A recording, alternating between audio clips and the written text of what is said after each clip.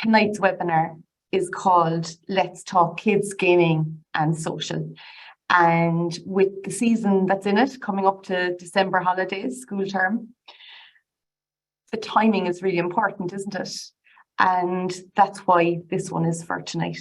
And my name is Avril Ronan. I'm based, this is the Trend Micro office. I came in here because I can't depend on my home Wi-Fi. And Ella has the same problem in her place. So I have two kids. I've worked in Trend Micro for the last nearly 20 years next year. And I've dedicated the last 12 years of my job to internet safety for kids and families. So working in community, training employees, working with customers, going out to companies, going out to schools, not just in Ireland, but all around the world. We've over 1,000 employees around the world that are doing this as volunteers out of Trend Micro, a global cybersecurity company, founded by a Taiwanese married couple 34 years ago now. And they are really passionate about keeping the internet a really safe place for everybody, whether you're a customer or not. And that's why my job exists and what I do. And I suppose if you look at Trend Micro, global cybersecurity company, 7,000 employees. So the fact that I have 1,300 volunteers around the world doing what I'm doing tonight, it is really indicative of the need for this conversation. And the fact that we have so many people dialing in tonight. We had over, I think, 640 people registering for tonight's webinar. I think I'd pass out if I thought about that one too long. So we'll just keep talking. Okay, so Ella and Suzanne are my colleagues doing the sign language for tonight, and I'm really grateful to have them with me. And some housekeeping. This is recorded. For those of you who it's your first time, welcome. It's recorded. Your video and your audio are turned off, and it will be recorded and shared. So if you registered, you will get this recording in about 5 to 7 days' time, okay? And there's a Q&A function down the bottom or somewhere on your screen. If you have a question, put it into the Q&A. If you want to comment or say something based on something I say, put it in the chat. That way, it's easy for me to pick up the questions at the end. I'm going to present for 55 minutes. So that's slides that I'm going to share with you. And while I'm sharing the slides, you will see either Ella or Suzanne who will sign every 15 minutes. They'll change, give each other a breather and a break, and I'll be talking in the background. And after the 55 minutes is up, and please feel free to chat and send whatever comments or thoughts that you have. And I'll take a pause every now and again and have a look. And after the 55 minutes, I will stay on as long as it takes until I answer all your questions. And the 30 minutes usually it takes afterwards, this is the golden stuff. This is where it's almost like everything I've talked about for the previous 55 minutes, we kind of put it into practical terms and it's put to reality. And the reality of what parents are facing and the questions that I get asked are from parents who are dealing with things in their home, whether your child is 4, 9, 14, or even older than that. So worthwhile. And remember, you don't have to remember all that I talk about because it'll be recorded for you to remember and to look back on. And please don't send your email address on the chat.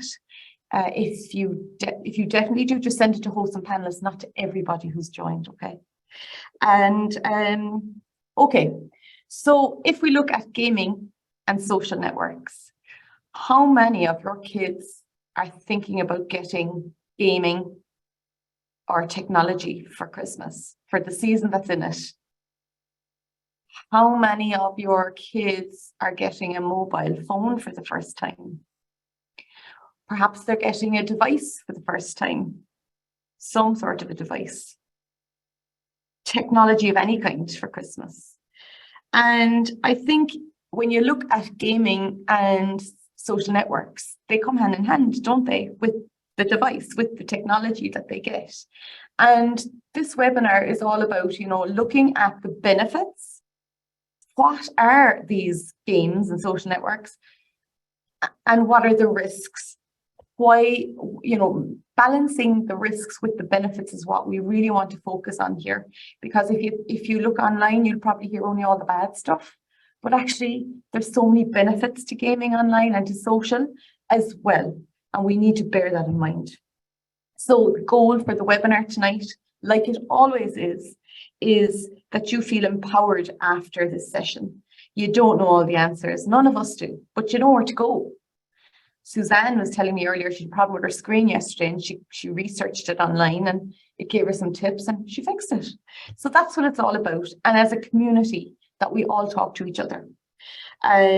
So, you know, you don't know all the answers, but you know where to go. You feel empowered and you know the important stuff. You know what to look out for. Okay. And we're going to talk first about 3 games and then 3 social networks. We're going to talk about Roblox, then Fortnite, then Call of Duty.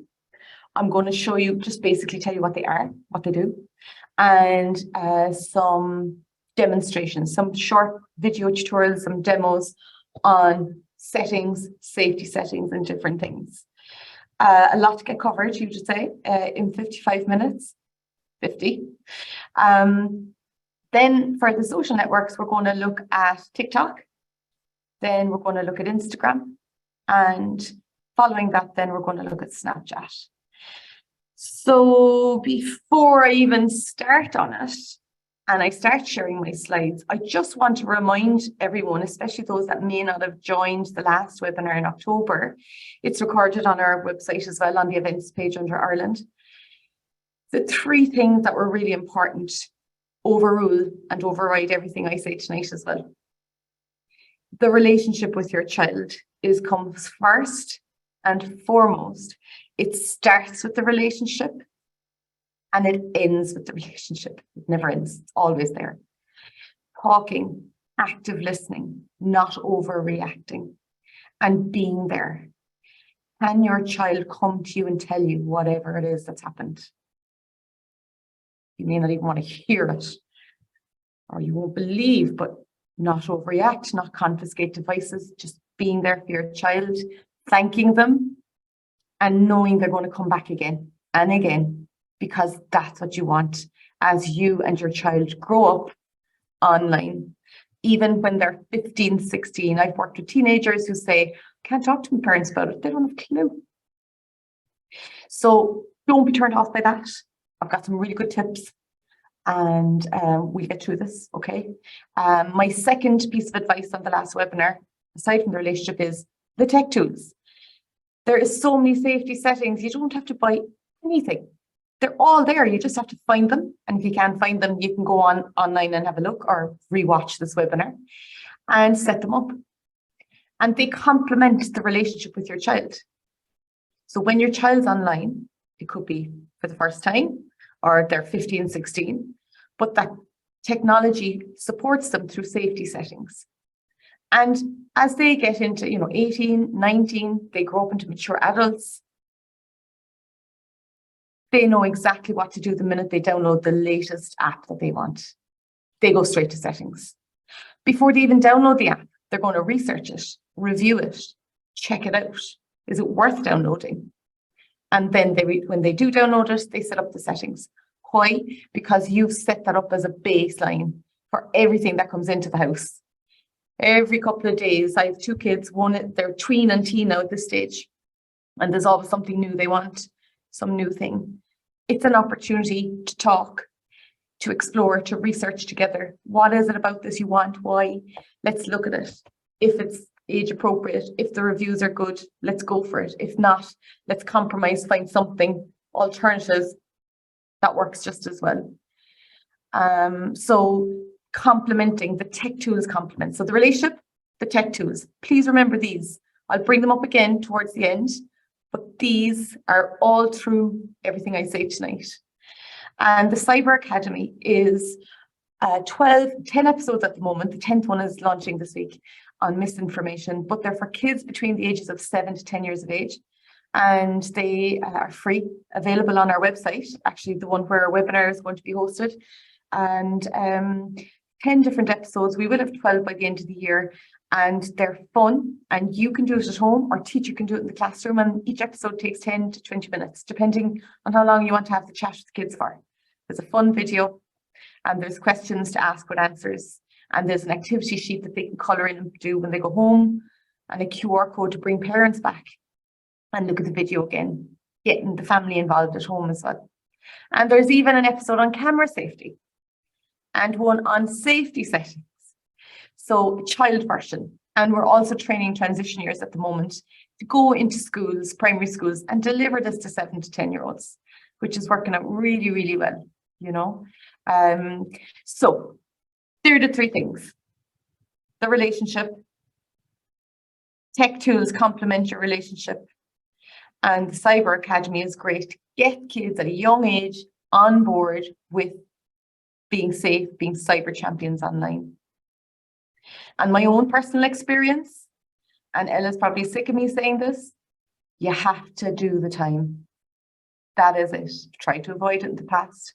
When your child comes in and wants a game or wants a social network, you have to do the time. You have to sit down with them, talk about it, research it, have a look at it. What's the age rating? And then maybe agree to download or not. And then within that, go into the settings, put up the settings. You can't figure it out. You have to go online and find out how to do it. Quite easy though, I promise. I'm a bit slow though on some of the things, but after a while, I got fairly quick enough. You've got to do the time. This is something you can't outsource to anybody else, because this is the golden nugget of how you develop the relationship with your child as they grow up. And you're showing an interest in something that they love and want you to be interested in. Just like you stand at the side of the pitch or the swimming pool when they're swimming, or you support them in sports. Same here. Same applies, same rules. So get right in there. I know it's not everyone's cup of tea, right? But we do things for our kids even when we don't want to. And this is really one of them. Do the time. Okay. So I'm going to share my slides now. And the first one we're going to talk about is Roblox. And I think we're going to spotlight Suzanne. You're good to spotlight Suzanne. Okay. Okay, so Roblox, what is it? I'm just going to throw a few bits of research. This is kind of what you want your kids to be thinking about. New app. What is it? Who owns it? How much money do they make? How do they make money? So it used to be called GoBlocks. Now it's called Roblox in 2006. 20 billion. So the gaming industry is $1 billion industry. Roblox is worth 20 billion already. Imagine. They make it 1.9 billion in annual revenue, and they have 52 million active players. The PEGI rating. So this is the Pan-European Gaming Information. It's kind of like, you know, when you go to the movies and you go the age rating, it's the same thing except for games. Really important. If there's a game that's 18s, it's not for a 7-year-old. Roblox is the age rating of 7. Now, what is Roblox? There is over 40 million games within Roblox, all different ones, and I'm going to show you a few. But you can create your own games. And if your games become really popular within Roblox, wait for this, Roblox will pay you, right? So, like if you look at, I have a list of here, what are the benefits of gaming? Problem solving, teamwork, collaboration, turn taking, competitions, introduction to new sports. They might actually go do it in the real world afterwards, right? They love it so much. Parent-child relationship, building that up. Role reversal. You know, you're the child, they're the parent if you get in games and get involved with them. And young people get the freedom to think and create and to play different roles. They can't do it in the real world. They can't deliver pizzas in the real world. They can't work in a cafe or a takeaway or a hamburger stand when they're 9 years of age. We can in Roblox, and they can earn money in Roblox. And they can build a house, and they can do so many things. So you can be inspired in history, culture, politics, and the world's leading surgeons are avid gamers as well. If you think about it, you know, they're using screens these days to do their operations and their surgeries. So they need to know their left from their right, hand-to-eye coordination. Okay, so that's kind of what Roblox is. And I'll go a little bit more into it, but that's how much money Roblox paid to the developers last year. $525 million. This is now to kids, to young people who created games that became really popular on Roblox. And kids are really great for going into YouTube, learning how to create games, teaching themselves, researching and building and so on. Unstructured play, like I said, they love to hang out. It's a place to hang out. It's a place where they can create their own worlds, and it's social. Especially during COVID as well, it was a place for them to hang out with their friends, but it's always been like that. And it's free. Well, it's not really free. There's no such thing as free, is there? Said that in the previous webinars. So these are not purchases, meaning, and kids love buying things that are virtual. They're called Robux and Roblox. For 400 Robux, you pay €5. There's a lot of pop-ups up here. Some of them can be scams. So you'd be encouraging your kids to not click on anything if they're not sure. And I'll show you a few tips as well to know what's a legitimate game within Roblox, and some top tips on that too. Streaks. Basically, Roblox will reward you every time you come back in every day. You get a streak and you get gifts and rewards if you're in 100 days straight.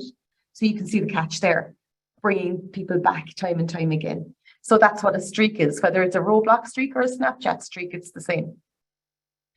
And young people, you know, for Roblox, it could be the very first game that they get into. And it is something that maybe it's their first time actually chatting to people. There is a private messaging option. It can be filtered out, and there is safety settings. Okay. So here is a snap preview of what it looks like in Roblox. The first thing up there is Robux. If you click that, you can see your balance. In mine, there's 0. Useful if you do decide, okay, they're really good at this and they love it and they're building and they want to buy things. Well, maybe you can agree, you know, instead of, it could be €5 every few weeks or every week or whatever you agree, whatever is appropriate for you and your child. But it might be something nice to kind of work with them, see what they do and learn together. Bloxburg is one of the most popular games on Roblox. And so are things like, you can see the Adopt Me one below. Avatars are things you buy. So they're like different skins, like clothes for the look of how you are, and, you know, all the different costumes. And that's what costs money. Then the role playing, like I said, kids love it. Cycling around on a bike and I'm on the back bicycle, the child. They love it. It's great. It's great for their imagination and for creativity and just an escape, you know. And okay, how do you know what's a popular game and what ones to keep away from? So do you see there, even on Adopt Me down the bottom, the ones I've just put circles on, there's 111,000 people playing those games, or 326,000 people playing those games in Brookhaven. They're the top. Brookhaven, Bloxburg, Adopt Me, really popular games. So, and the thumbs up is a high, plus 80, 90% rating, thumbs up. They're good games and they're positive ones that you can get your kids into. They're popular and they're safe enough, but there's always pop-ups and things. So always make sure you talk to your kids about not clicking things. These pop-ups could be scams. They could be offering you free books if you just give your username and your password, and they'll give you everything you ever imagined. Then not. They're targeting vulnerable kids. Okay, so here's how you protect your kids on these games. And I'm going to show you a short little video. So you see the 3 dots down the bottom, that's the safety settings mark. And I'm just going to play this for you. It's a short little tutorial. And you can see, you click the bottom at the 3 dots, you go to settings, then you go to security, 2-step verification. You're going to add in a PIN first. So this is basically your child on Roblox, you're setting up a PIN so they can't change anything on the settings. Okay, go into privacy then. Okay, so you want to, who can message me? Maybe no one, because they're only just starting out. Put in the PIN for that, okay, because you've set up the PIN. And then you can go down through the whole thing. Who can chat with me? Everyone, no one, friends. Do this with them, because you're talking, this is a training opportunity here. Who can invite me to servers? No one, maybe. Who can chat to me, who can trade with me? You know, if it's the very first time you're doing this, you might decide no one, nothing, nobody, like for a while, until you get used to this together. And that's what I did with my daughter. She's more of a gamer than my son. And there was no audio, there was no chat at the start, because I wasn't ready for them to do it. And you know, the more they got into it, the more I understood about it, the more we slowly let go, and we went into settings, and then it was just her friends she could chat with. just her friends could invite her to private servers to play once we'd had the conversations. Okay, so I'm replaying that now again, so my apologies. Okay, so I guess with Roblox, the scams is probably a big thing, and two-factor authentication is really important. And I'll show you how to set up two-factor authentication later, actually in a social network. But it's on every app, every game, every social network. And I've showed it in the previous webinar as well as a demonstration on how to set it up on a device. And basically, it's making sure that it's really you logging into your account. So, you know, like you're banking and you log in and then they ask for a special code. You have to get your code from a text message on your phone or from your email and put it in, then you're allowed in. So it's two factors, two things to prove that it's really you logging into your account. If any of your kids have any games or any social networks, they should have two-factor authentication or multi-factor authentication set up in all of them. Because if someone cracks your password, they can get into your account. They can take your credits, they can take all your information, they can pretend to be you. It's the last thing you want. So two-factor authentication should be set up on all games and all social networks. Okay. And there's some questions there.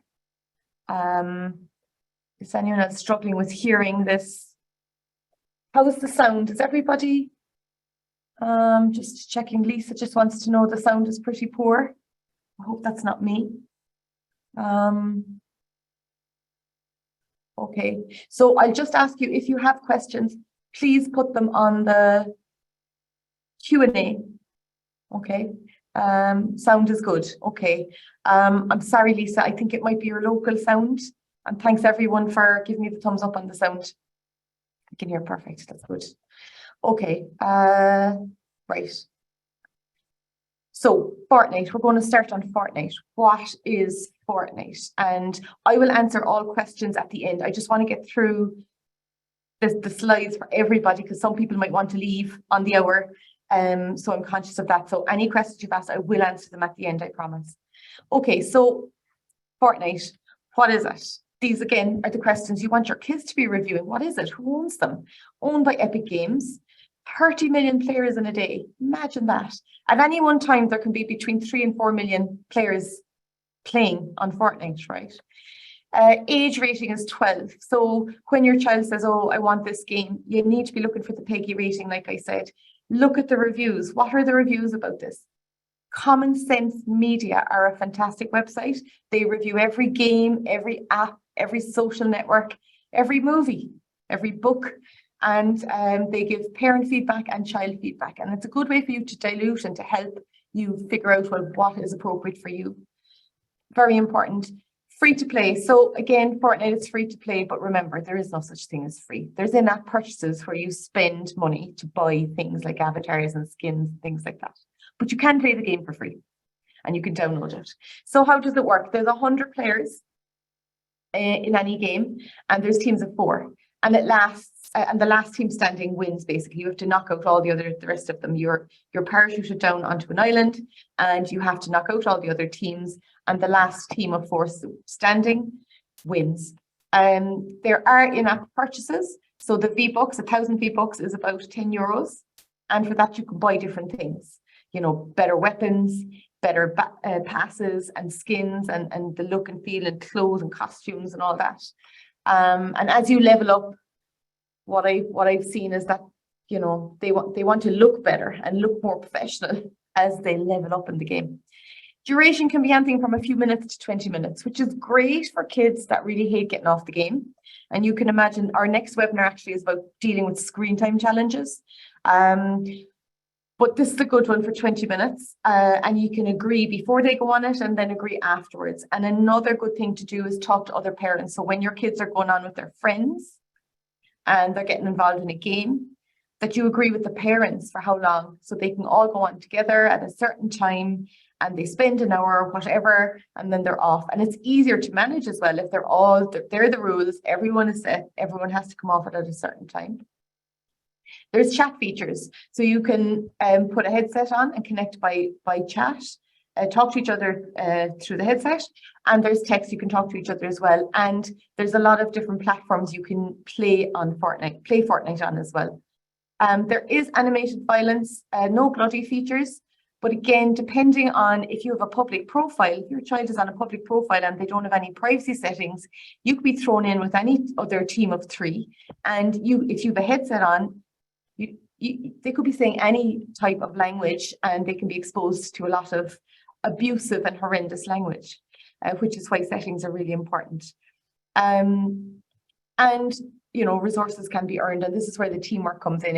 If one of your team members are dying and they're being shot, you may have bandages and stuff to help them and re-energize them and bring them back again. And great for teamwork, especially for kids who aren't very athletic, especially for kids who aren't very, they may not have many friends in school. They could be thriving on this, and they can have that sense of achievement as well. Okay.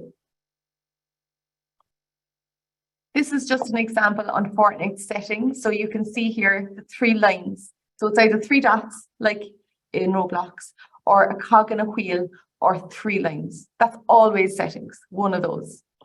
So if you click that, you can see here, there's feedback. You can give feedback, privacy.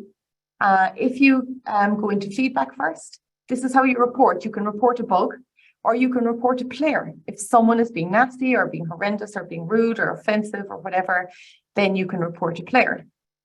If you go into privacy underneath, your game automatically defaults to public. So if your child goes on Fortnite, you've downloaded it, they're on it, you have to go to settings first. Go with them and show them. If you go public, that means everyone has access to them and they have access to everyone else. If you go private, and you click the apply button down there, that means that it's private, and you can have private games with people you know, and select from a bunch of friends, and classes and groups of kids hang out together and they play in their own closed game as well. And you can see the cog in the wheel there as well. Clicking on that, this goes more into the parental controls. So you can turn off the audio. You can turn off the chat, just like I did for Roblox as well, until you feel, that they've built up a level of experience, and you have too, knowing what they're at, who they're playing with, that it's only friends and things like that. So you can turn on or off voice and text chat, and auto decline friend requests, filter mature language, and so on by text. Okay. And the thing to remember at Roblox as well, any abusive language doesn't work on text in Roblox. It comes up as a hashtag. You can't do it. Okay. Before I leave Fortnite, the famous thing with Fortnite is the dances, the dance moves, right? Famous. I think the Super Bowl had one. It got really popular. I'm not going to do it. I'm totally fooling myself. Okay, so Call of Duty, founded by Activision 2003, 100 million active users. Statista.com is a really good website to look at data on all sorts of apps and games. Also, live internet stats. I mentioned that the last time as well. You can see real time right now how many people are online and what are they doing. How many people are on YouTube? So it's a very interesting one to look at with your kids. Live internet stats. $3.4 billion in revenue last year. The age rating is 18, and it's 18 for a reason. And it's really important. A recent example, my husband brought my teenage son to cinema the weekend to see a movie called Smile. He didn't watch the trailer. He didn't really look at reviews. He just looked at the wording. He thought it was kind of a suspense thriller, and it was a horror. And let's just say they got that one wrong with the ratings and the reviews. They never did it. And the lights were left on that night by in my son's room. So, it's important, and that's just mild. Games that have a PEGI rating of 18 have it for a reason. There can be really horrendous scenes in this that are not for children. The duration is 10 minutes. War zones can be up to 30 minutes, similar to Fortnite, but leveled up a bit. There are chat features, the same as Fortnite. There is strong language, and there is violence, fairly hardcore violence in it. Players have to kill their enemies and work towards an objective to win. So it's kind of last man standing again. And a team event as well to play with a team and the last team to win, or you can do single solo as well. In-app purchases, yeah, they're called COD points to unblock skins characters. They don't level you up or improve the game or anything, but they do improve your looks in the game. Call of Duty, this is just an example of what it looks like when you go into the settings, and if you have to go down there, you see the red circle options, and under options then, in general, this is where you get the settings where if you want to disable dismemberment and gory effects, or if you want to disable text chat, or disable the profanity, you can put on a profanity filter. So you can see there's loads and loads of safety settings. It's just a matter of finding them. And remember I said earlier, you've got to do the time. You have to do the time. There's no easy way to say it, to break it to you. Do the time, you will reap the rewards and benefits because your child knows you're spending the time with them. You have interest in what they're doing. And if they ever encounter a problem online, it might be one of their friends, or it might be them. It might be something they've been exposed to. It might be something they've done, but they know they can come to you because you understand. And you won't overreact. Remember not to overreact. You can overreact later with somebody else. And it's not always about, I think a lot of us think, oh, they must behave online and be kind and responsible and respectful. Yes, of course, we want them when they grow up to be responsible digital citizens when we're not around, right? But it's not just about what they say and do and share and post. It's what they may see, what they may be exposed to. You can't unsee it. Whether you're 7 or 17 or my age, you can't unsee it once you've seen it. You know yourself. There are things you've seen you wish you didn't. It's the same for kids. So that's why these settings are important. And also things that may be said to them and how they deal with that. So settings are really important. But remember what I said at the start, the relationship, active listening, being there for them. They know you're always there for them, being involved and doing the time. Apologies if I'm a bit repetitive, but this is seriously so important. Okay, I'm going to talk about two final things, right? Discord and Xbox safety app, right? So first of all, what is Discord? Discord is kind of like a chat app. So if you're playing on any of those games I just showed you, kids like to hang out on these to talk to each other while they're playing a game. And you can actually stream your game on the Discord app for others to watch. So think Gogglebox, but in gaming terms, where you can have other people watching you game someone else and they can chat and you can talk to them and so on. You can have public servers or private servers. You can set up your own private server and you can have a link and you can send it to your 3 friends and 2 of you are going to game and the other 2 are going to watch. So it's been hugely popular. And again, there are risks and dangers like with every single app out there, but there are safety settings. And above all, talk it through with the young person and why they're important and about etiquette and all of that. I have a summary sheet, a slide at the end of the gaming section to kind of summarize everything we've talked about, but walk them through this with them. They'll tell you stuff, you'll tell them stuff. You can decide, scan direct messages from scan direct message from everyone, whatever. And who you can add as friend. And also you can how to block, okay? And the best thing is that recently Discord have actually come up with a really good safety center. It's called discord.com safety center. If you forget that, just put in Discord safety on a search and it'll come up, okay? Or watch this webinar recording back. And you can see here, there's so much, we could spend an hour on this alone. How to help your teens stay safe on Discord, tips against spam and hacking, because people are always trying to hack into accounts, get your credit card details, get your credit, get your coins, get your money, get your personal information. That's all worth money to them. So please bear that in mind. That's what Discord is. And Xbox family. So if your kids are playing any of those games through Xbox, Fortnite, or Roblox, or any of them, I only picked 3 tonight.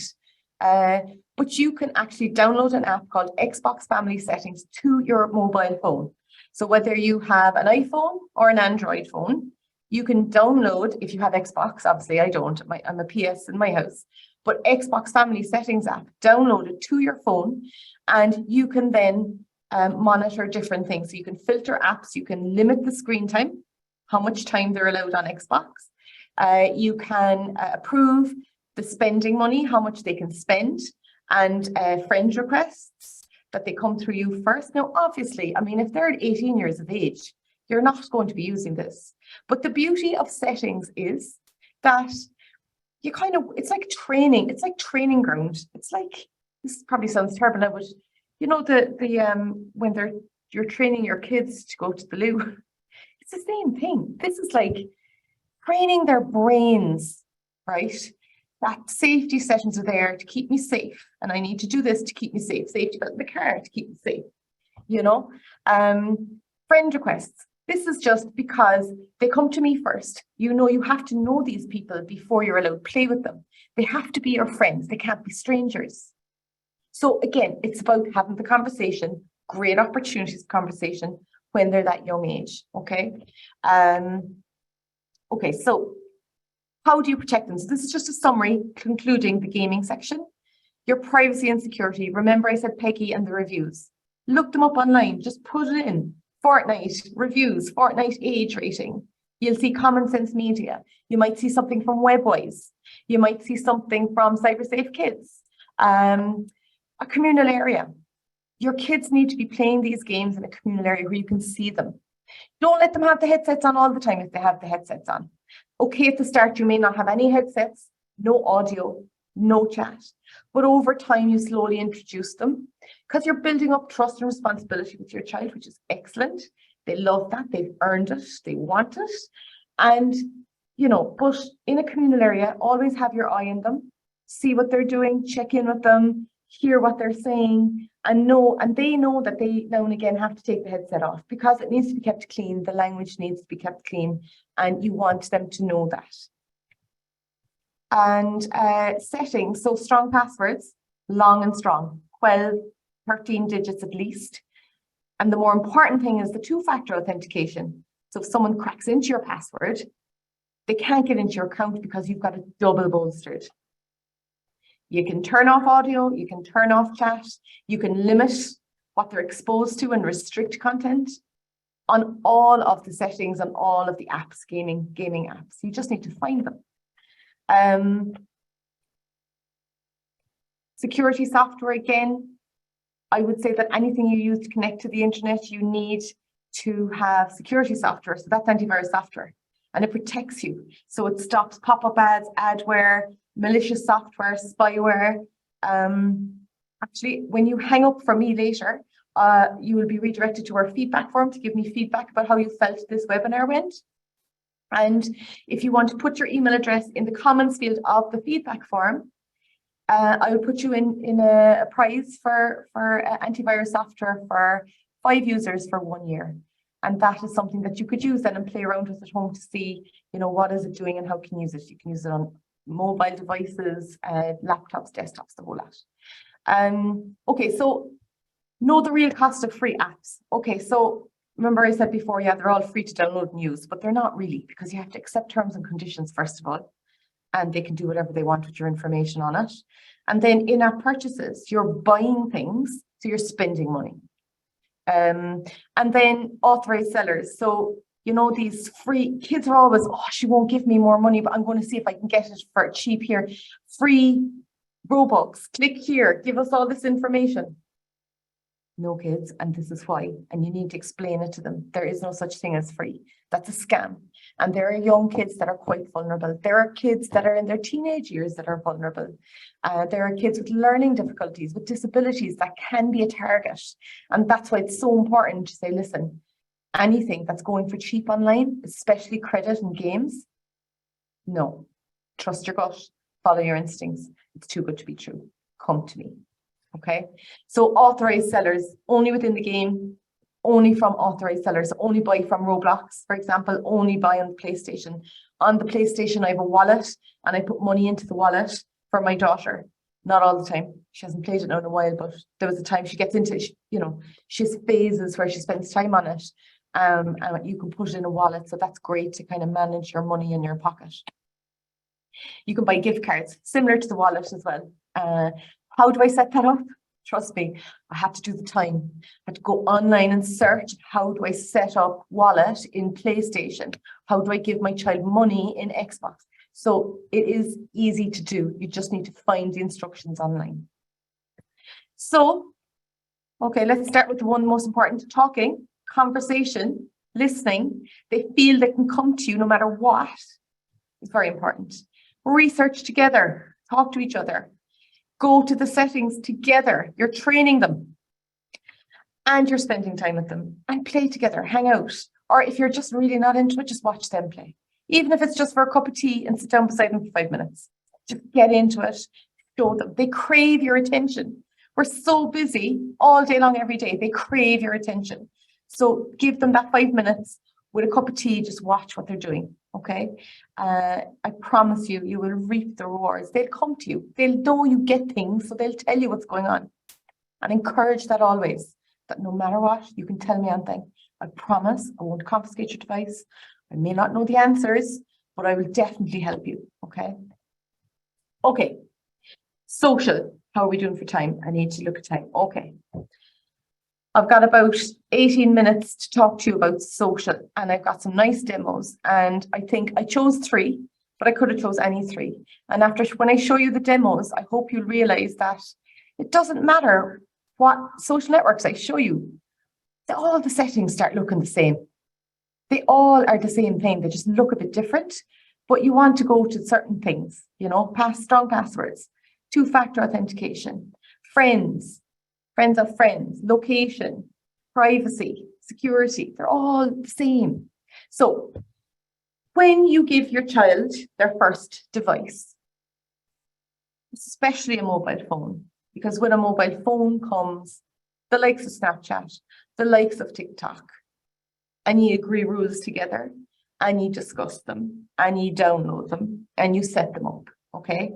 And one of the most important things I would recommend you to say to your child, your teen, they need to be 13 to use these, is to welcome them now officially, shake hands with them to their public life. Because even if they delete something that they've shared, or even if they share something that disappears in 10 seconds, it's not really gone. First of all, people can take screenshots without you realizing it. Second of all, Snapchat or TikTok, they have copies of everything you've done. And if you read the terms and conditions in a court of law, they say that they will, if they're required to be provided, they will give it in a court of law or to law enforcement. So these are important things to talk to kids about. Just because it disappears doesn't mean it's gone. You leave a print. So welcome them to their public life. TikTok, let's talk TikTok. 13, most social networks, WhatsApp is 16, but most social networks are 13 as a minimum age. And it's a minimum for a reason. If you look at CyberSafe Kids, I've been chairperson of CyberSafe Kids now for the last 7 years, up until this quarter. And they do amazing research every year on Irish children and their digital use and behaviour. 93%, I think, it's around that, 93% of 8 to 12-year-olds own their own devices and have their own social network accounts. 8 to 12-year-olds. So that's what we're dealing with. It's a reality. I shouldn't be talking about it, but I am, because they are, okay? It's owned by a Chinese company. 1 billion a month use it. 100 billion it's valued at. Creating, sharing, and watching short videos.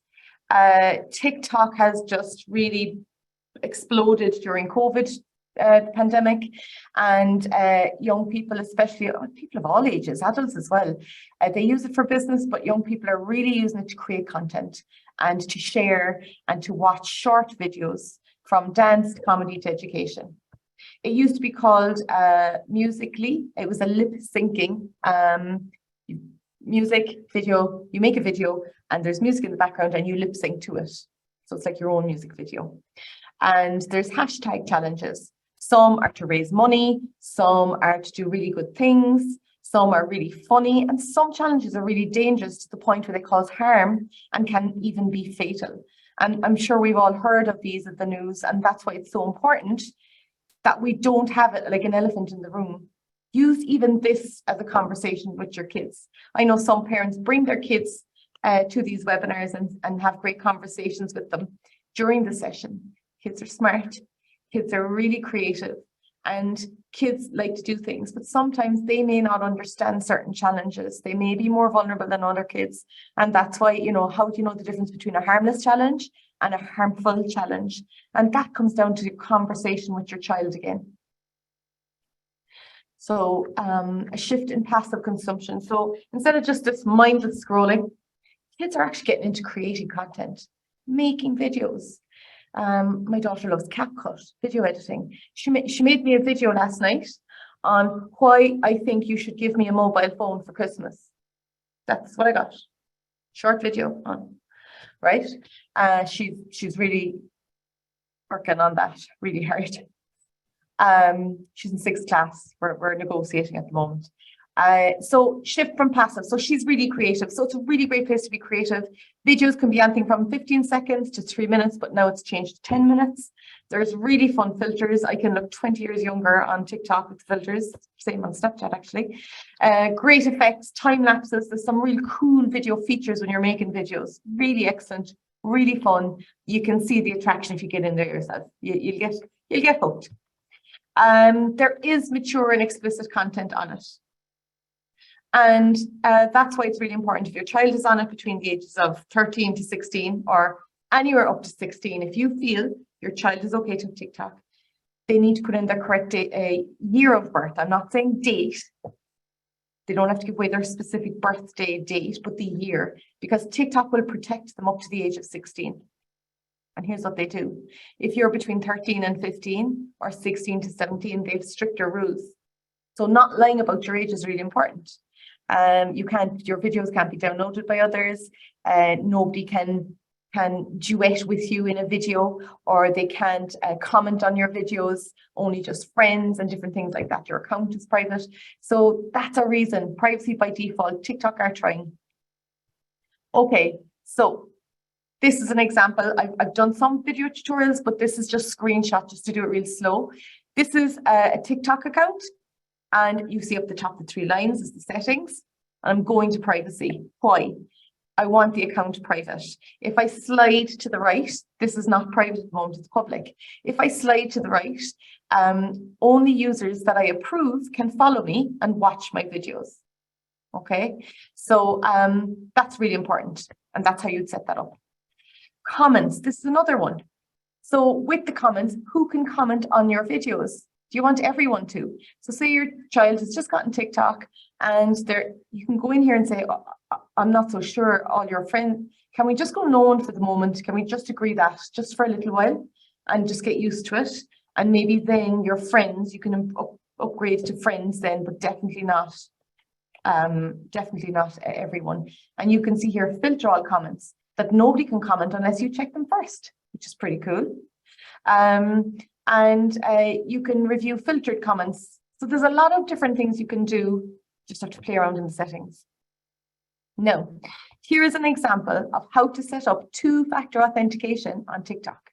Say someone hacks into your TikTok account, they've got your password, right? If you have this set up, they can't get in unless they have your phone or your email account, however you set it up. It's an extra layer of security. I'm just going to press play. So click TikTok. Apologies, it's an iPhone. Go into settings. And then security. So security, account security, think of it like that, whatever the app you're on, 2-step. So it's an extra layer. And here what you're going to do, I want it to be sent to me as a text message and an email, right? So I'm going to set it up. Tick the 2 of them, turn it on, please. So, okay, an email, add an email. So I've put in here, okay, here's the email address. I want you to send special codes to me on. So I give them the email address. They said, okay, we've sent you a 6-digit code to your email. Go to your email, get the code, put it in here. That's just proving it's me to set it up. So put in the code. Turned on. That's it. And that's what you do on Snapchat, on your banking, your phone, anything, any app, Roblox, the whole lot of them. They're all like this, okay? Oh, started again. Okay, so back on TikTok, this is something really cool. So say your child has just gotten a mobile phone, they're getting it for Christmas, and you're going to give them TikTok, and you're nervous, but you want to give it to them because you feel they're ready. They're responsible. Talk to them about being responsible. Trust is a big thing. That's where I'm at the moment with my daughter. You know, why do you want it? Because I deserve it. I'm really good. It's about kindness, respect, responsibility, trust. Being kind is very, you know, so going through all of those, and they have to earn it. A device, access to the internet is something they earn, and you know, it's a privilege that they have it. Okay, so digital well-being.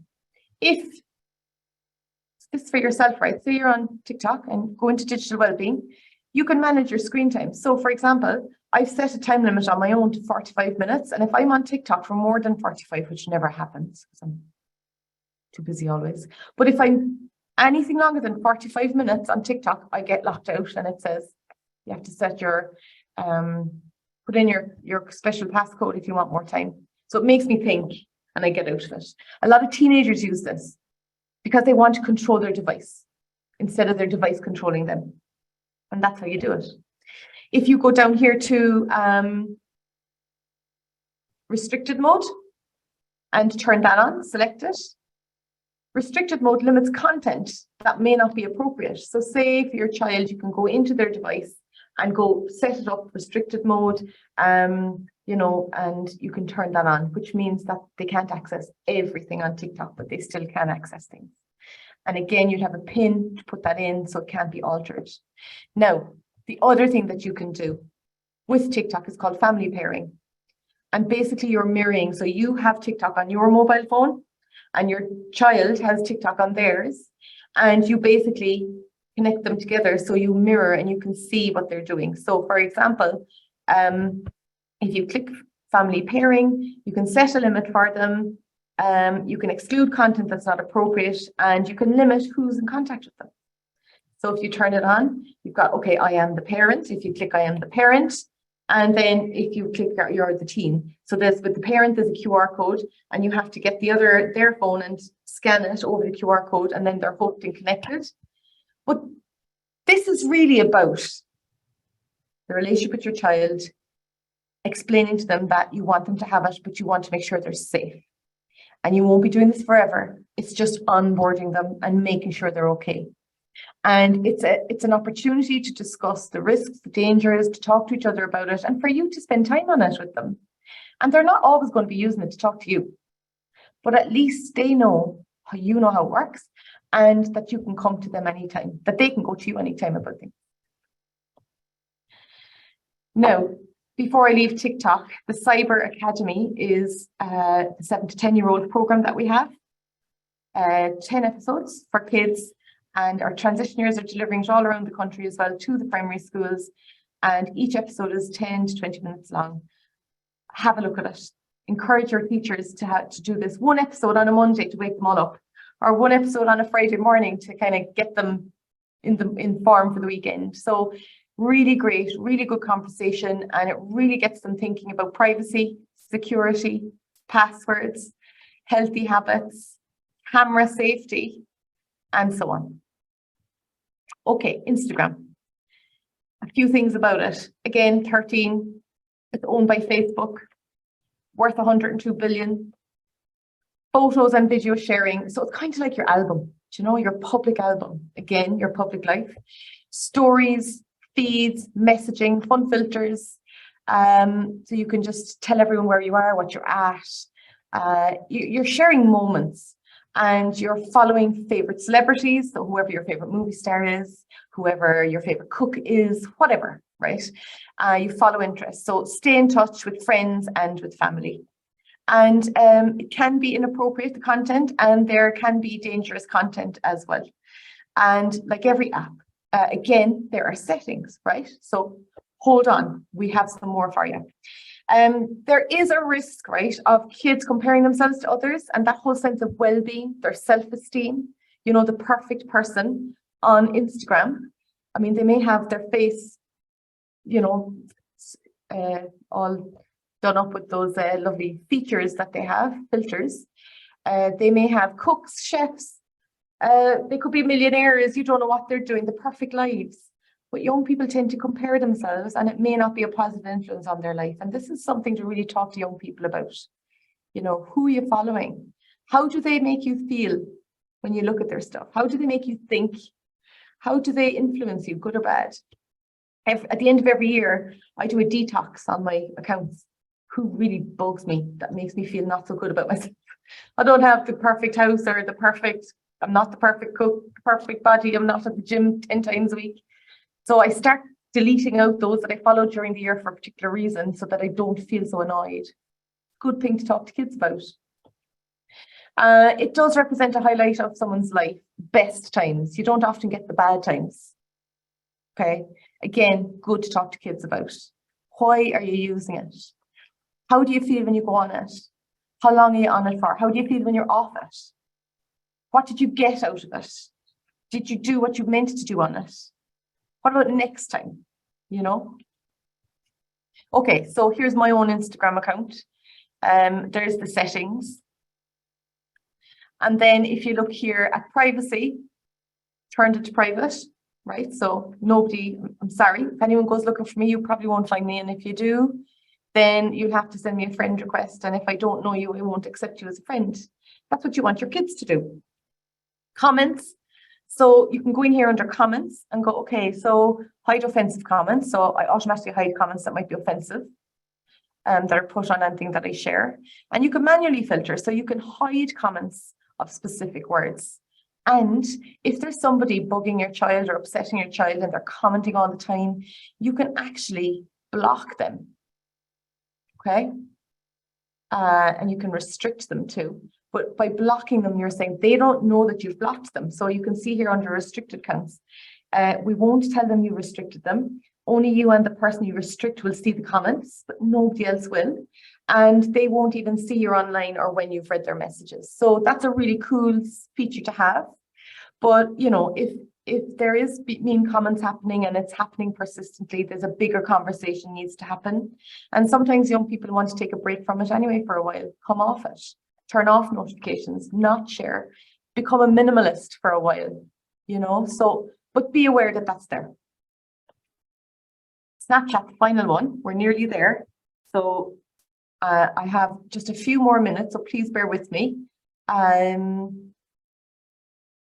is the age rating, founded, US social network founded 2011.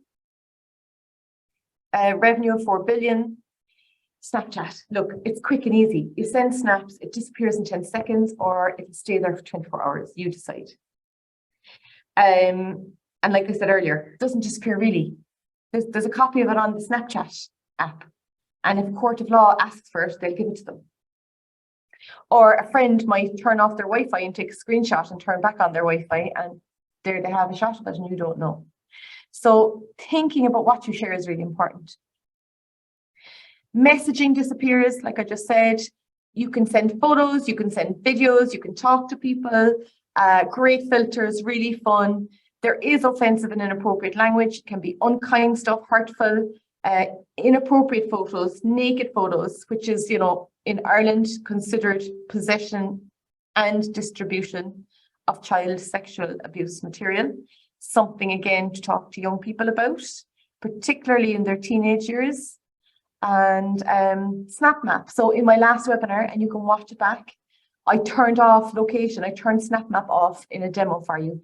So have a look at that if you missed the last one.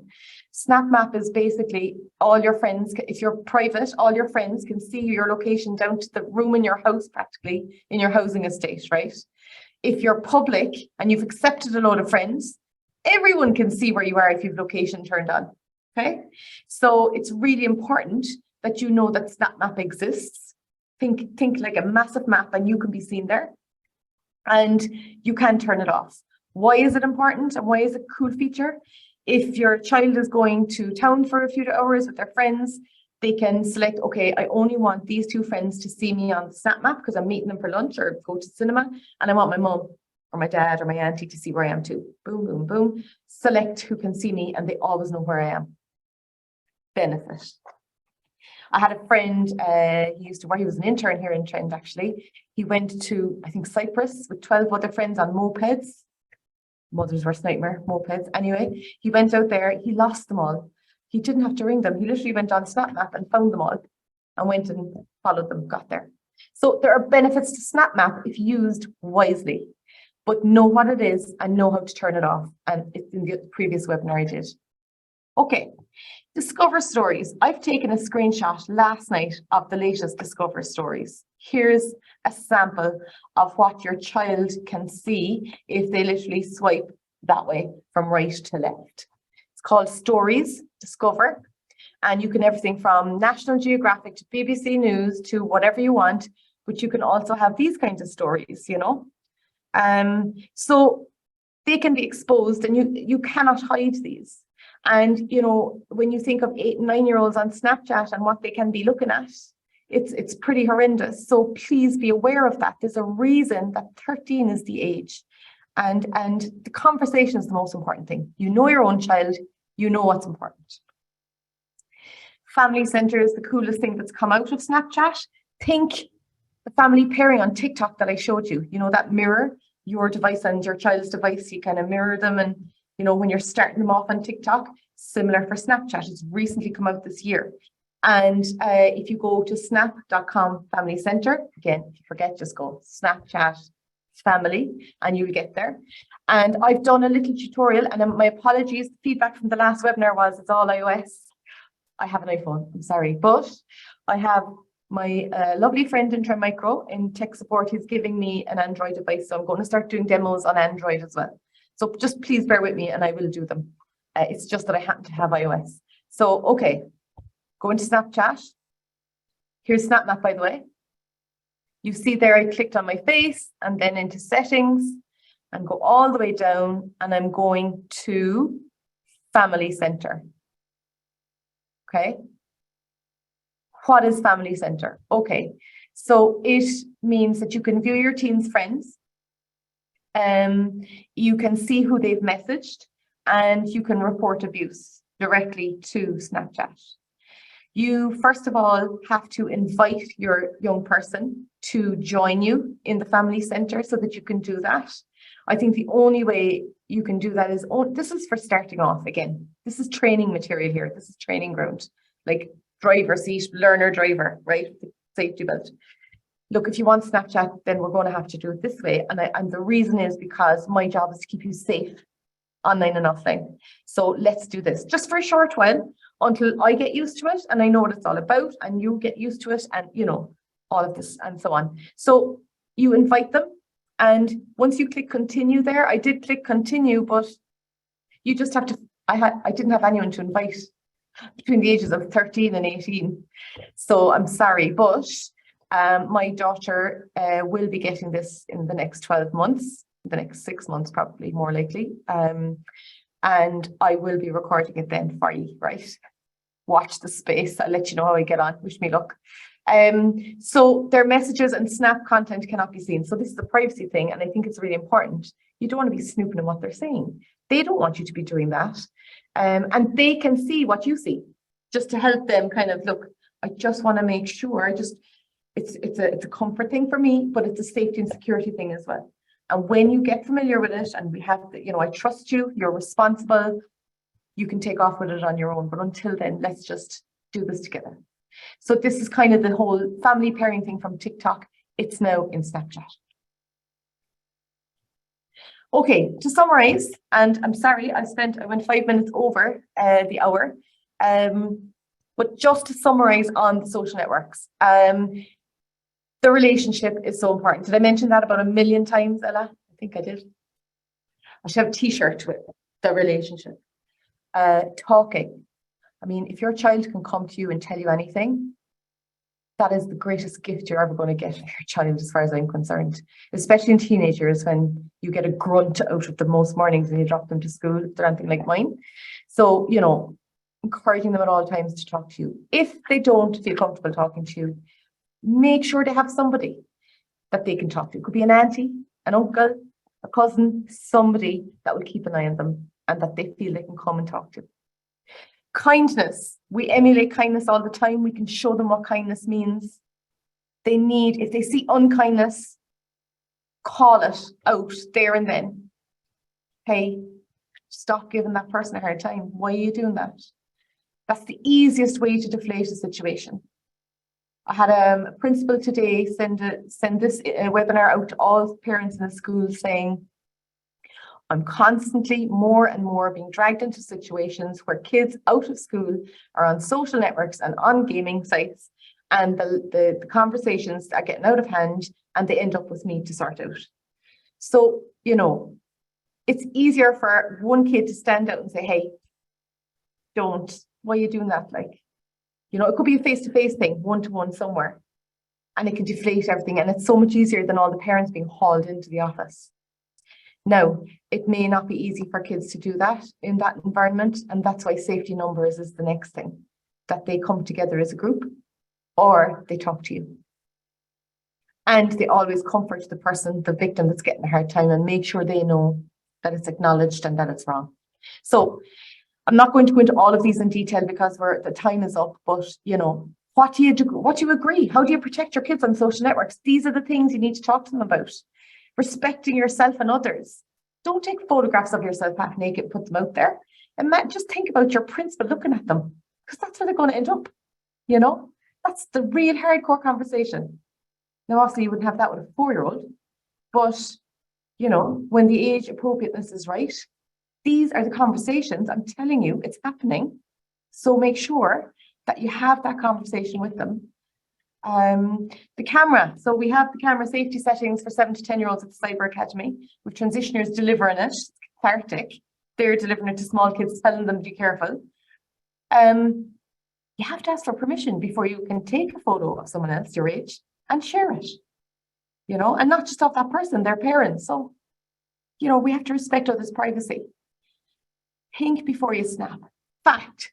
Kids' prefrontal cortex, where they make decisions, it doesn't fully develop till they're 25 years of age. So this is hard for them. Like, so our job is to say, listen, whatever you do and share, it's there, it's online, they have it. So even if you delete it or it disappears, it doesn't. So think of the consequences. And if you hear stories or you see things, talk to them about it over dinner, you know. Friends only, again, perfect reason why you set up settings with them. No strangers. And in gaming, that can be a huge thing. Talk about how is it used. So if you're on a social network, what, you know, are you passively scrolling all the time? Are you interacting with friends and hanging out? Gaming? Are you creating stuff? What do you use it for? Be conscious of what you're doing. All of us need to. What are you doing on your phone all the time? What's your relationship with your device like? Because that's what your kids are looking at. And talk to them about that and ask them, like I said earlier, about, you know, who you follow on social networks. Young boys as well are quite vulnerable to this, the perfect everything. Their self-image, their self-confidence, their ability, you know, their resilience, their thoughts, their beliefs. It's really important to have that conversation and do a clear out every now and again. Talk to them about it. Get them aware of, oh, they don't actually make me feel good. They make me feel terrible. Get rid of them. I don't want to be following them anymore, you know? And it starts and ends with trust. The conversation, trust, talking to each other, not overreacting. Young people, we all do. We all need someone to talk to. Kids do too. Young people do. So whether it's you or someone else, make sure they have someone and tell them that. Look, if you feel better talking to your cousin Johnny, make sure you do, yeah, please. But I'm here always as well. Use settings. So the safety settings I've showed you, the privacy, controlling the comments, who can tag you and things. You can turn all that off, but do it with them and agree rules with them. We talked about the security and reporting. Know how to report, know how to block, learn how. It's easy on every one of those apps. So this is it. Talk to them, the conversation, research together, go to settings together, do the time. It's not a crime, but you do the time as a parent. And use it. get right in there on social networks and use it so you know your kids know what they're doing and they know you're interested in what they're doing. That's it. Before you hang up on me, some of you may wish to stay for another while to ask questions, and I'm going to go through, I have a load of questions to get through, so I will go through them. We have a video competition at the moment, €6,000 in cash prizes to be won for kids in primary and secondary. That's the question. They just have to create a 2-minute video and upload it to that website. What's your story? drmicro.ie. So please, if you know anyone, or get your kids involved over the Christmas. It's open till January, right? So great way for kids to get creative. This is the next one that I'm going to do. It's dealing with screen time. There's a fun one for us. The struggle is real. I will admit this, but there are things we can do. And there are things we can do to enable our children to start to regulate themselves online. Imagine that. And on the Cyber Academy, we have an episode called Time Online, if you want to start them already before me. So please join me on the 6th of December for that one. It's on our events page, but after this, you'll receive the recording, and on that events page, you'll see the event coming up and you can register for it as well.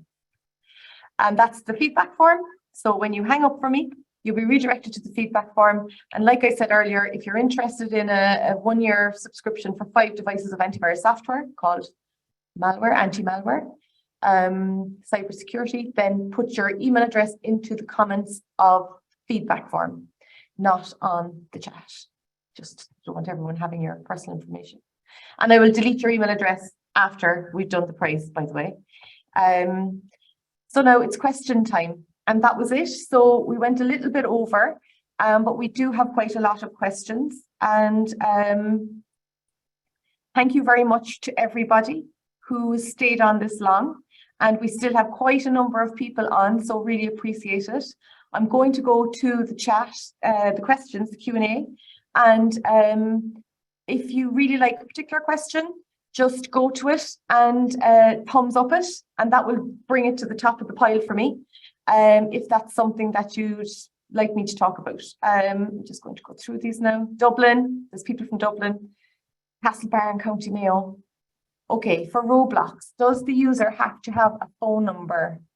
No, absolutely.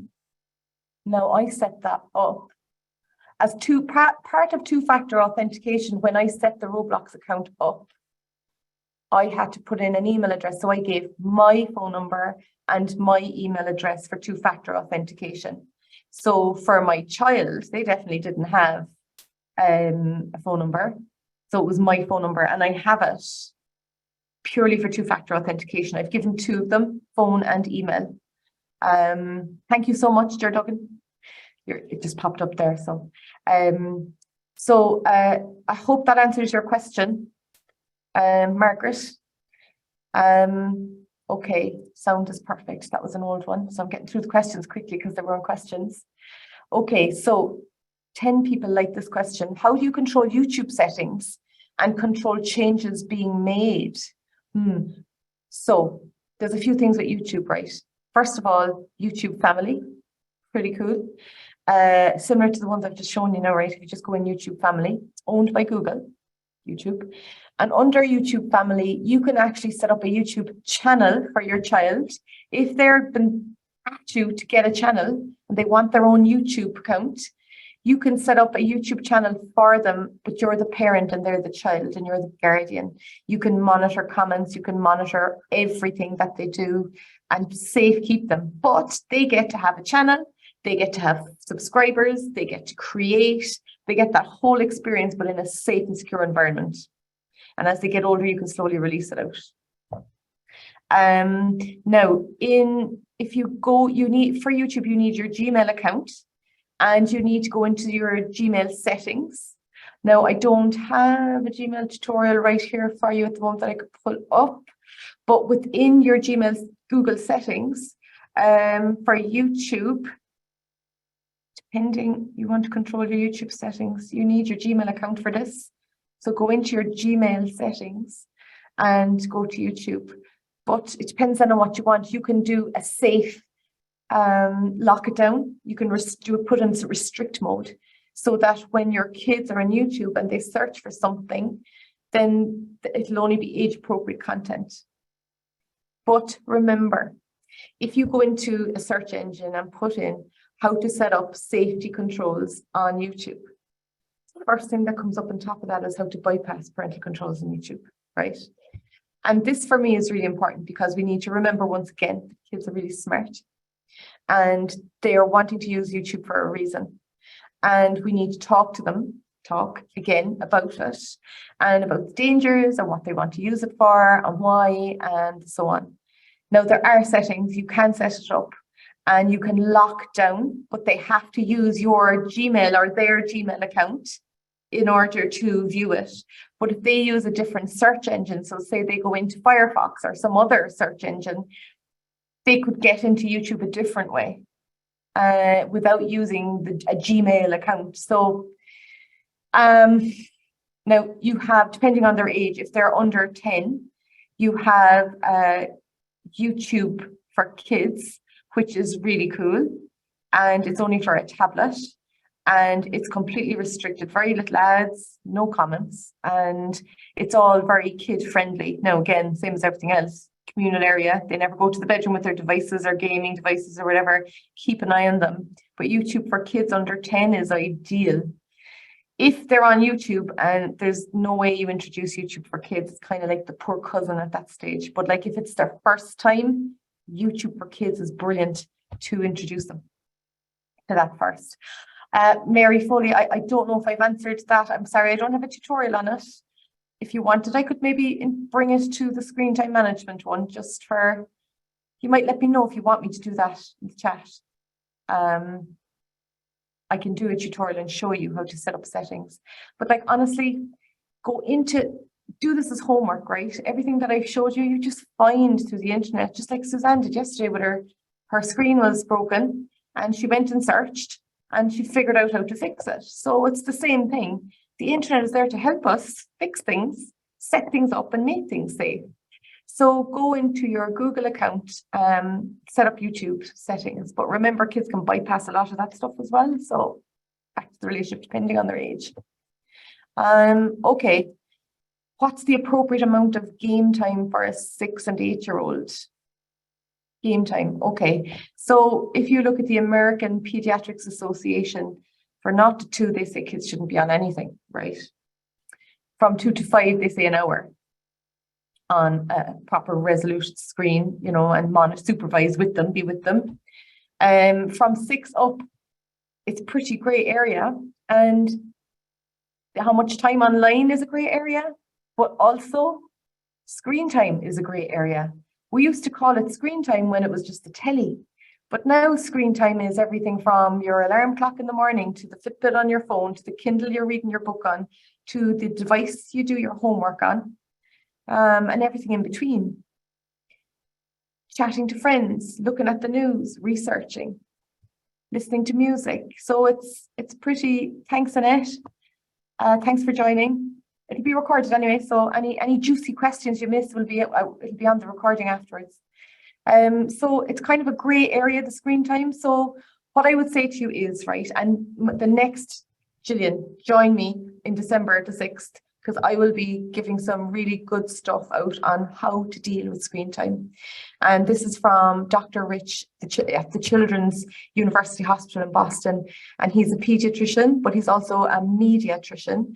And he has done a lot of work with kids and devices. And he works with all the big companies as well, from Disney to Snapchat. And he's got some really good stuff. So my advice to you would be, if you're thinking about how much game time, try to talk to them about it. If they're 6 to 8, it's not that easy to kind of negotiate with them, but say to them, look, can we start off with an hour? What are you playing? Why do you play it? Let me watch you doing it. An hour. And on top of that, I would say their day is fairly full. They come home from school, they get their homework, dinner, change their clothes, do the lunchbox. You might have some jobs around the house, right? Dishwasher, sort out their room, shower, whatever. They may have after school activities. Sure, it's nearly 7 or 8 o'clock at that stage. So they don't have much time, right? So it's kind of limited and restricted during the week and a little bit more at weekends. So talk to them about it. Just say, look, you're a parent, you need to look after you. Don't want you on it too long, but I can see you love it. And I know you want to play with your friends. So as a suggestion, even you can say, look, I'm going to talk to your friends and if you can all be on the game together for an hour and then come off it. It's easier to be consistent then because all the other parents and kids are in the same boat. And I know that works for a fact, right? That's one. But even if you don't do that, well, one, it's a good way to get in touch with other parents, get in there young and, same with mobile phones. I've done that with my daughter's friend's mother. We've both agreed no phone till the big day in March next year, confirmation day. No, she's negotiating for Christmas at the moment. We'll see. But it's about trust and responsibility. She knows that. I'm the worst mother to have. Can you imagine me? Look at the job I have. Worst. I'm her worst nightmare. Yeah. So look, I would say try out an hour with them. Build that relationship. Use this as an opportunity to build trust, build a relationship, start working on what game it is, figuring it out with them, and they start coming to you with things because the problems really start when they don't talk to you anymore, when it goes underground. You never want to go to that place. So use this as an opportunity, Gillian, I would say, and everyone interested in this question, try something out, play, start from somewhere. It's a grey area. There is no definitive answer. How to protect kids online before unwanted content. So that was at 5 to 8. So I'm hoping that question was answered with the, restricting content on TikTok, on Snapchat, on Instagram. You can restrict in the settings, but also you can restrict content on Roblox. You can restrict content, and it's quite restrictive in Roblox because the general age is 7+. Right? So you can't say terrible things in Roblox, it'll be blacked out. For Call of Duty, you can restrict, but remember that's an 18 game. Okay, remember that. Fortnite, you can restrict. I think the biggest thing here though, obviously when they're just starting out on Fortnite and they're young enough, they're loving it, maybe you do no audio and chat for a while, but then all their friends around, they all want to play a game, then you allow them the headset and the chat. And every now and again they can chat, but the headset off so that you can hear the friends talking. And then slowly over time, you talk to them about the, unwanted content, things that get sent to them, inappropriate stuff, but you can't filter out as well on Fortnite. Not great though. Thanks, Sinead. Thanks for joining. It's a long time to be on a Tuesday night, so you're very good to stay so long. So thank you very much. And I hope you join again. Thanks, Sabrina. That's great. And the recording will be sent back as well. So I hope that question was answered.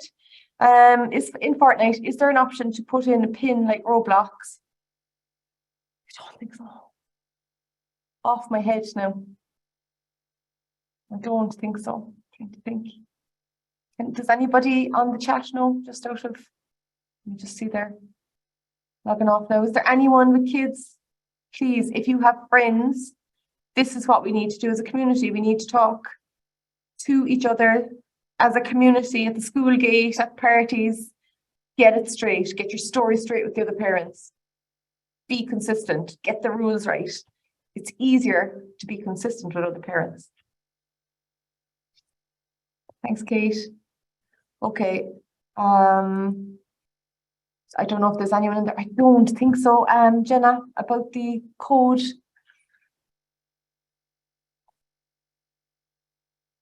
I'll need to have a look at that one. I'm sorry, I don't have to. I'll Google it there in a minute.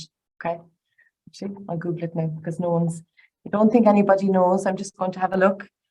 Is there a PIN code on Fortnite to restrict content? What do I get?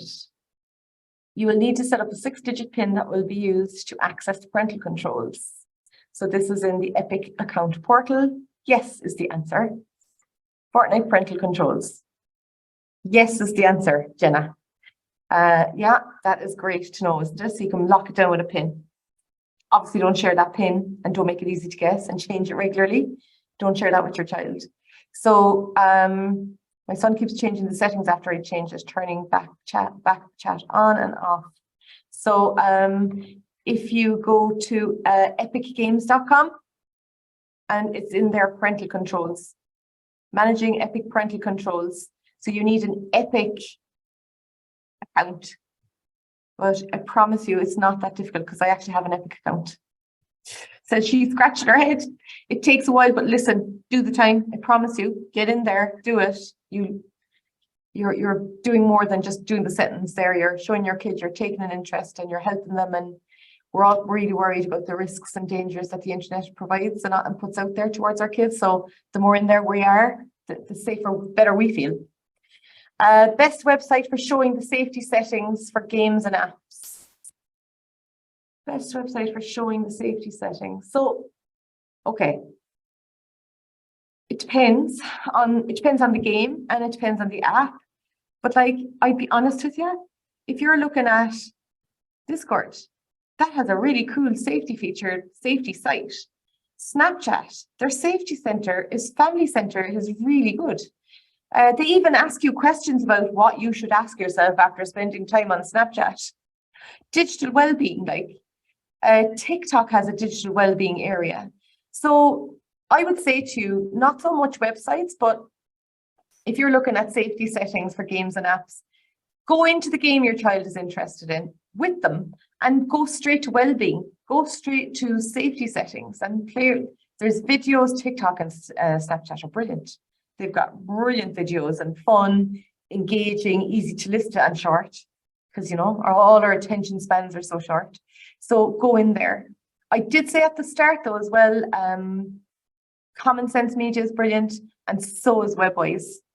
They are excellent. And ChildNet is a good one for easy access to stuff. A parent guide to Snapchat, a parent guide to whatever. So you can put that in, a parent guide to whatever. Hope that answered. What was the last one you mentioned, Avril? There was WebWise and the last website you mentioned? Common Sense Media, WebWise and ChildNet. Sorry, Suzanne. Talk too fast. ChildNet.co.uk. They're brilliant. How suitable, appropriate is Minecraft? My 7-year-old is asking for it. My brain, the old brain fog is fairly heavy some nights, so I have a list. So Fortnite, oh no, which one? Minecraft. So Minecraft is the PEGI rating is 7, and your child is 7. So Peggy, think of Minecraft like Lego, virtual Lego. It is fantastic for kids. It's actually on the school curriculum in the Nordic region, Sweden, I think. Imagine, because it's great for strategic thinking and construct and all that. You'd be on a good thing there now with the Minecraft. So it's hugely popular. It enhances creativity, problem solving, collaboration. You can play by yourself or online with others. They don't need to play with anyone.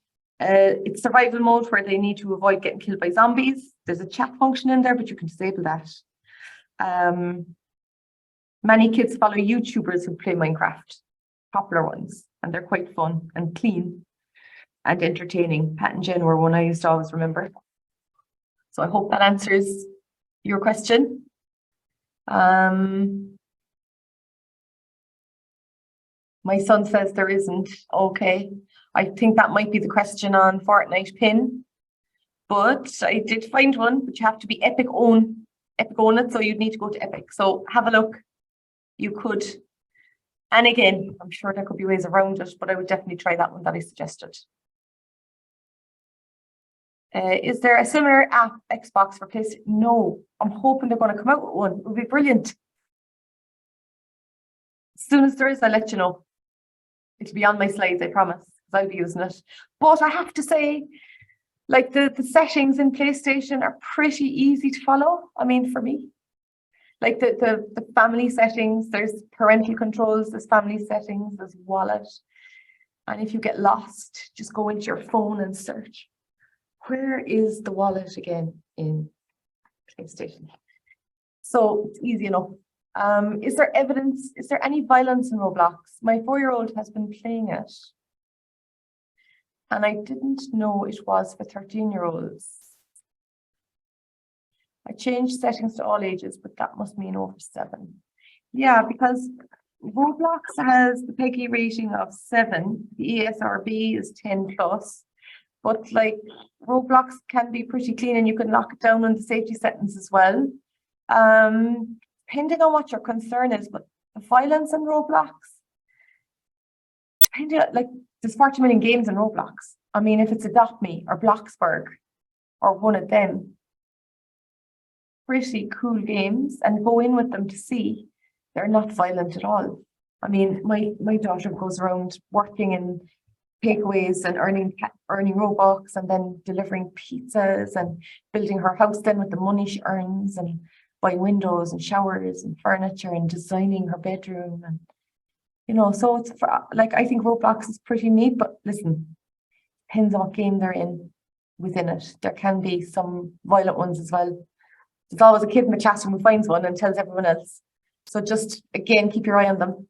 Hope that answered your question, Aisling. Is there a best age to introduce social media? Can it be avoided? I remember being at a parent talk one night and a parent said, I think none of them should be on social networks till they're 21.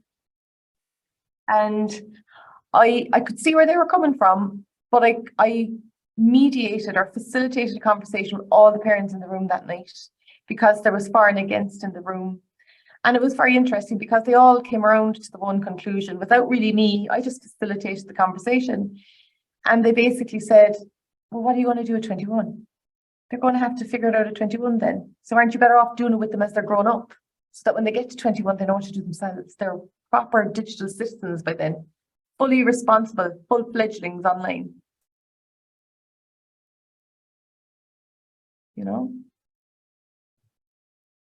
So I think perfect age. So COVID for me, my daughter was, what age was she? She was 10 when COVID hit. And I had to. Not that I had to, but I felt she was so isolated from her friends and they couldn't see each other. So they got Skype first, which is a chat app. And then they had messaging through their devices. And then Roblox chat function was turned on. So they were chatting through that. And then slowly with Fortnite, once we did turn on the chat and audio function, they could communicate with each other. TikTok I gave her.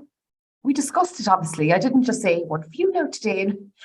This is a long conversation over time with my child, and I'm not the most popular in my house, I can tell you, a lot of the time. But I talk practical, realistic terms, and I know, like, a lot of her friends would have it. So TikTok is the one I allowed her to have, and we have that family pairing thing set up.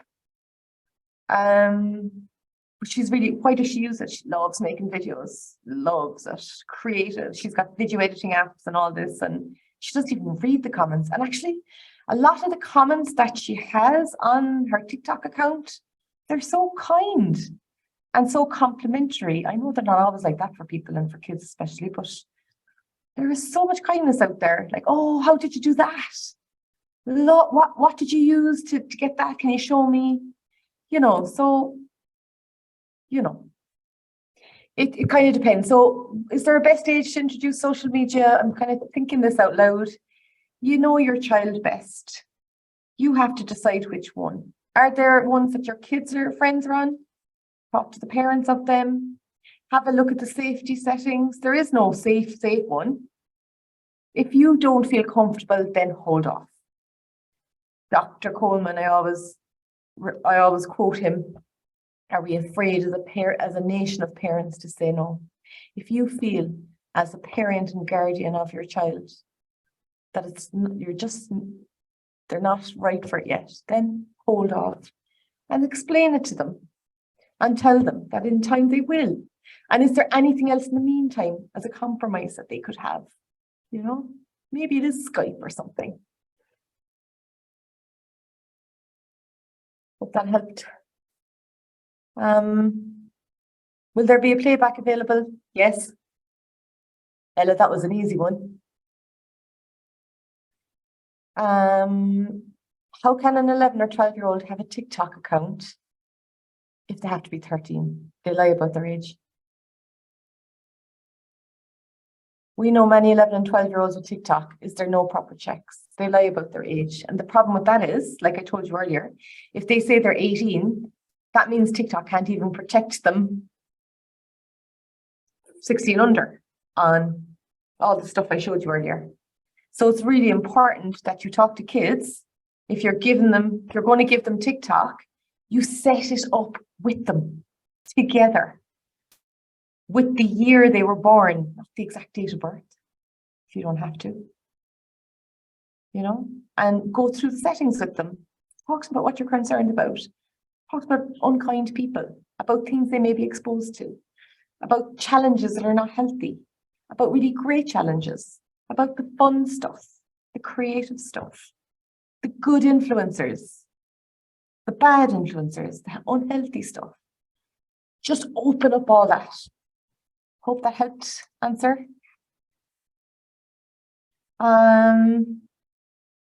Thanks everyone. People are dropping off. I'm sorry, I think we're nearly there. Ella, thank you so much.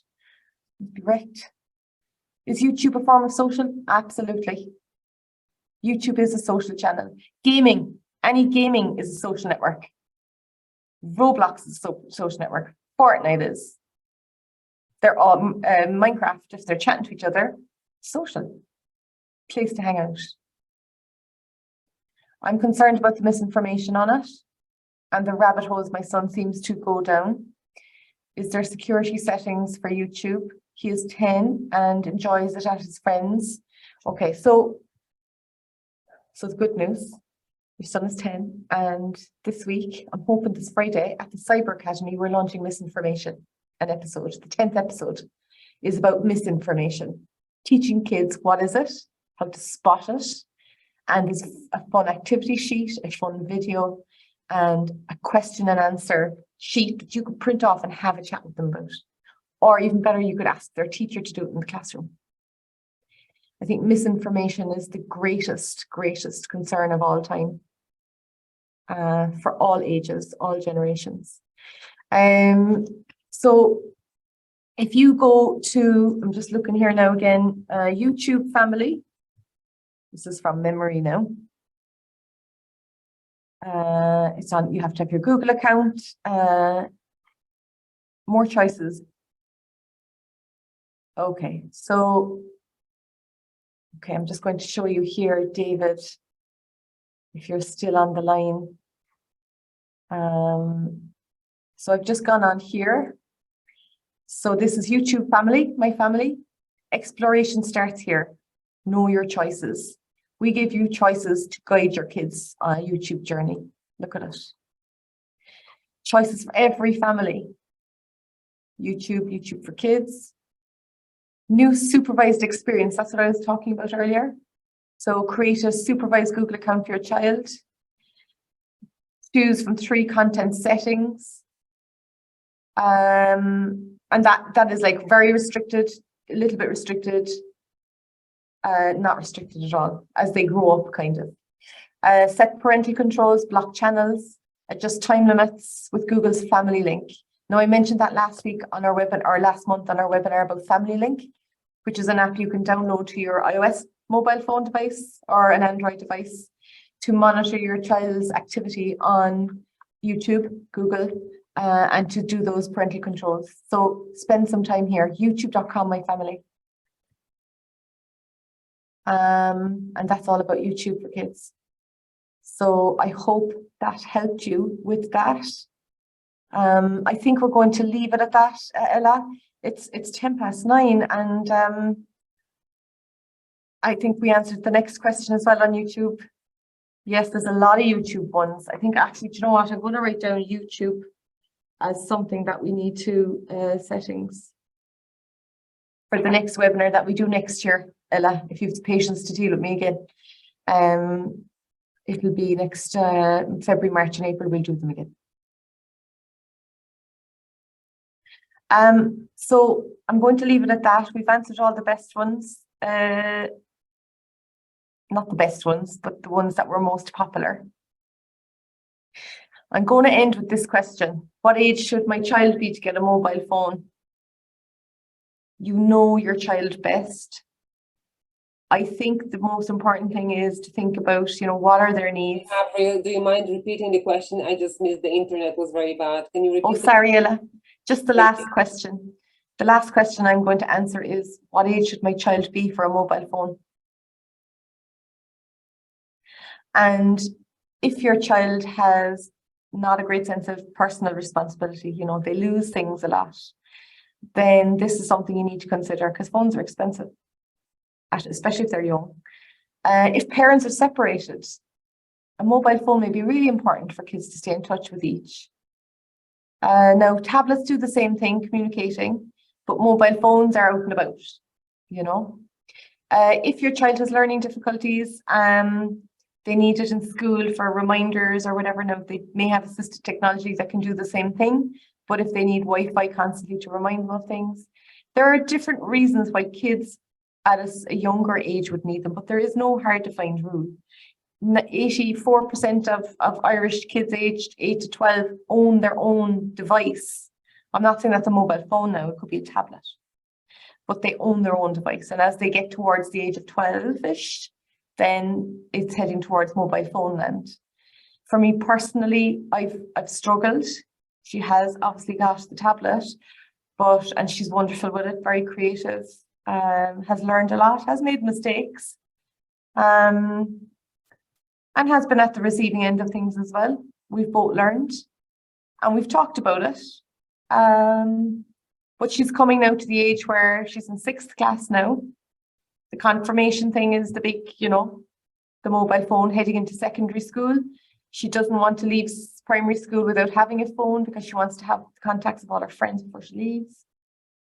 And I think it's a good time, the tablet has really prepared her in many ways for the device. I mean, there's not much difference other than when she gets the mobile phone. When she goes off into town, I'll be able to ring her and see where she is because we split up in town. That's handy for me. That's just selfish. But she can ring wherever she is, her friends, me, whatever. And the other difference is that she'll have Snapchat and Instagram on her phone. She doesn't have that at the moment.